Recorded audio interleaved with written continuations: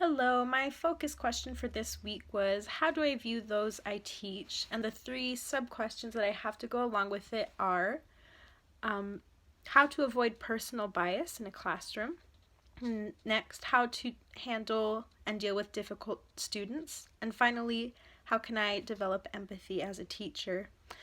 To go with the first question, how can I avoid personal bias? It's important to understand what the definition of educational bias is, and that is any sort of discrimination or bias in a classroom or school-like setting.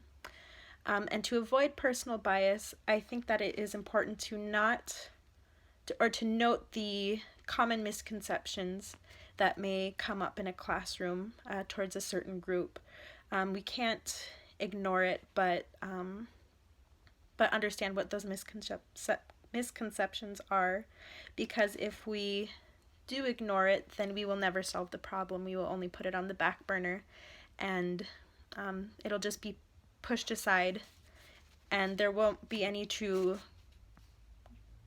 growth or learning if we don't handle that problem head on.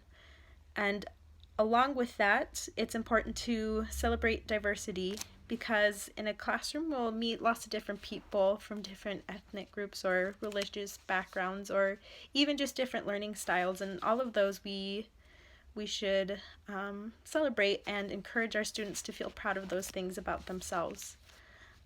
Next, how to handle a difficult student. First and foremost, I think it's important to empathize with that student. Try to understand that their inappropriate behavior in a classroom may stem from troubles at home or with school or with friends. So empathy first and foremost. Next, it's also important to communicate with parents or guardians. Perhaps they have answers as to why the student acts the way that they do in the classroom, and can help give the teacher ideas on how to handle and how to best help that student. It's also important to set expectations with the entire class, not just with a difficult student. And with those expectations, to also establish consequences and rewards for certain actions. And finally, it's important to communicate that you believe in that student and that you want the best for them and you want to see their success, because school becomes so much easier once there is an encouraging teacher that wants to help out the student. Finally, how can I develop empathy as a teacher?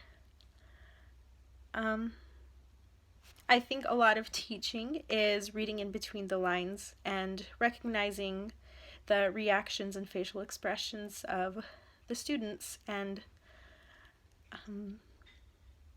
just knowing what comes easy to them and knowing what may be difficult to them as far as the subjects or classroom style is concerned.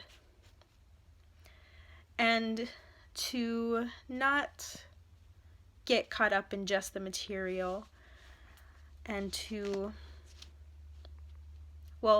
because I think if we do get caught up in just the material and completely forget about the students, we